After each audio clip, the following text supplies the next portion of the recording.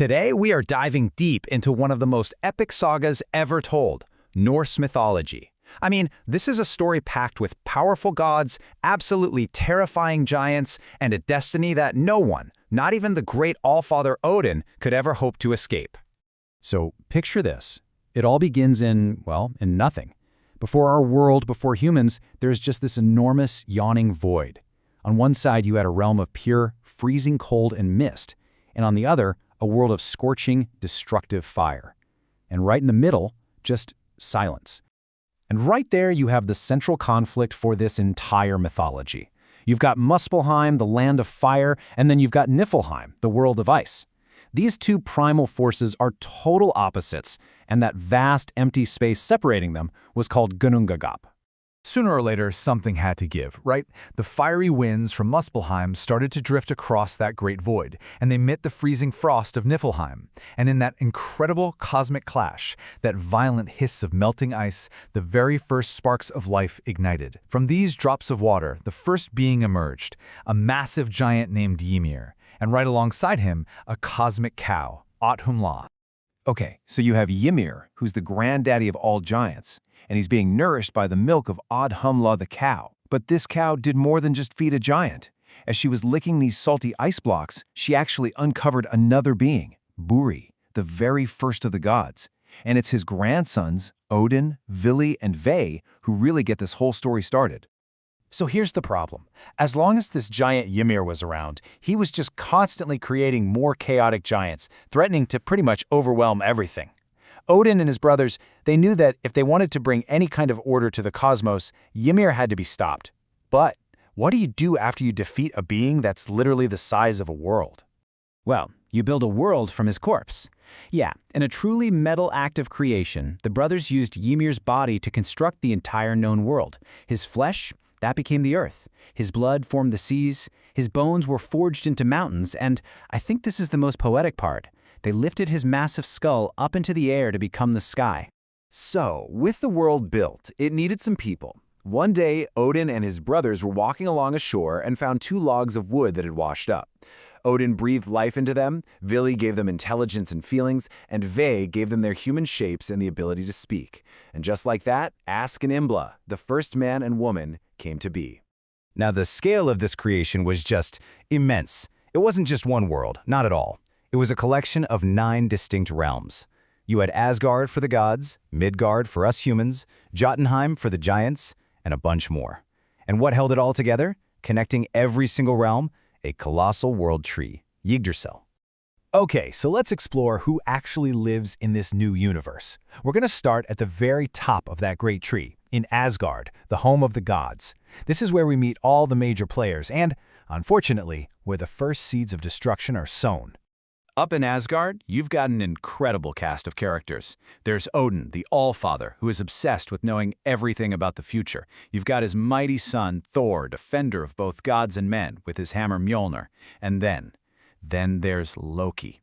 Now, Loki isn't a god by birth. He's a giant living among them, and he is a master of tricks, deceit, and pure, unadulterated chaos. But see, despite all their power and all their glory, there was this deep unease that just haunted Asgard. Odin, in his endless quest for knowledge, had seen visions of a great calamity, a final, devastating battle that would bring about the end of, everything. This fear was a constant shadow hanging over their golden age. And the source of this fear? It often pointed right back to Loki and his, let's just say, unusual children. You had Fenrir, a wolf of terrifying strength, Jormungandr, the world serpent, so huge it could literally bite its own tail while encircling the planet, and Hel, the half-dead queen of the underworld. The gods saw these three as ticking time bombs, so they bound the wolf, threw the serpent into the sea, and banished Hel to the realm of the dead. But you gotta wonder, in trying to control their destiny, did they just set the stage for the exact future they were so afraid of? And that constant dread, that fear of the future, it finally takes shape with the first real tragedy. This is the moment when that abstract fear of prophecy becomes terrifyingly real. It all centers on the story of Odin's beloved son, Baldur. So Baldur was known as the purest, the most beautiful, the most loved of all the gods. He was basically innocence personified. But then he started to have these dreams, these dark, prophetic visions of his own death. The dreams were so vivid and so awful that all of Asgard grew fearful. I mean, if even Balder wasn't safe, who was? His mother, the goddess Frigg, was absolutely frantic.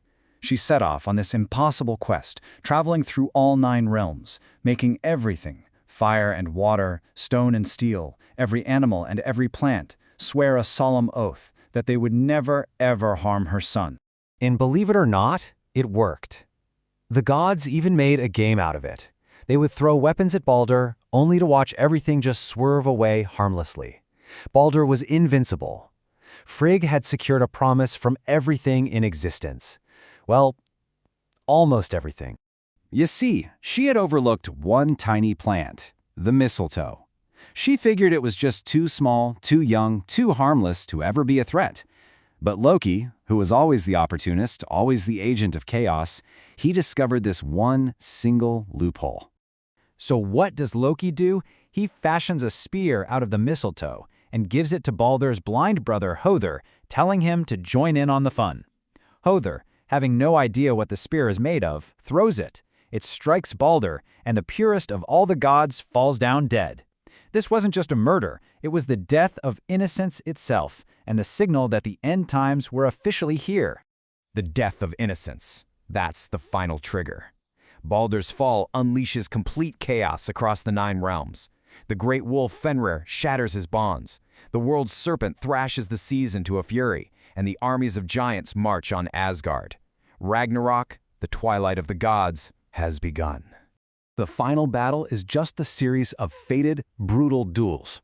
The great wolf Fenrir swallows Odin whole. Thor finally manages to kill his great nemesis, the world serpent, but he only takes 9 steps before he dies from its venom. Loki and the watchman Heimdall, who were ancient enemies, they end up killing each other. And finally, the fire giant Surtur engulfs the world tree in flames, and everything burns. But here's the fascinating thing about Norse mythology. The end is never truly the end. After all the fire, the flood, and the deaths of gods and monsters, this profound silence falls over the cosmos, and out of that silence comes a new beginning. From the waters, a new world rises. It's green and it's fertile, totally free from all the old hatreds and prophecies that doomed the last one. The sun shines again on a world that has been cleansed by fire. And not everyone died in Ragnarok. A few of the gods actually survived, including some of Odin's and Thor's sons. And hidden away, kept safe from all the destruction, were 2 humans, a new Ask and Embla, who emerged to repopulate this fresh, new Earth. And that leaves us with this really interesting question, doesn't it? The Norse story isn't about a straight line heading towards the final judgment. It's a loop. It suggests that even the most catastrophic ending is just clearing the slate for the next beginning. So is destruction the ultimate end, or is it just the violent, inevitable turning of a wheel that never, ever stops?